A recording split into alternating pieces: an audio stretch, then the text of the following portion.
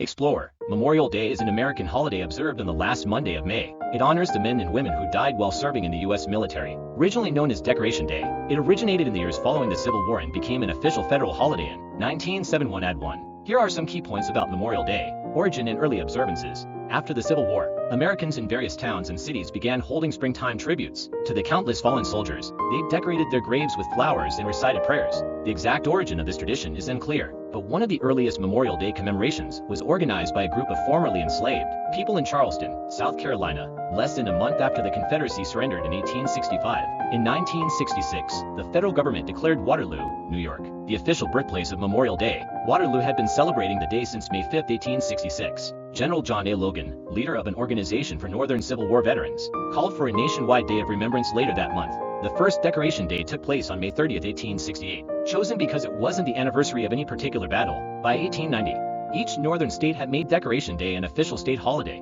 Today, Americans observe this day by visiting cemeteries or memorials, holding family gatherings, and participating in parades. At 3 p.m. local time nationwide, there is a remembrance moment. The red poppy is often worn on Memorial Day, a tradition that began during World War I. Canadian soldier John McCrae's poem inspired this tradition, and Moina Michael wrote the poem "We Shall Keep the Faith" in response to the same poem, and worked to get the red poppy emblem recognized worldwide as a symbol honoring the fallen. Southern states continued to honor the dead on separate days until after World War I. Traditions and observances. Many Americans observe Memorial Day by visiting cemeteries or memorials, holding family gatherings, participating in parades, and officially, it also marks the beginning of the summer season. Each year, a national moment of remembrance takes place at 3 p.m. local time.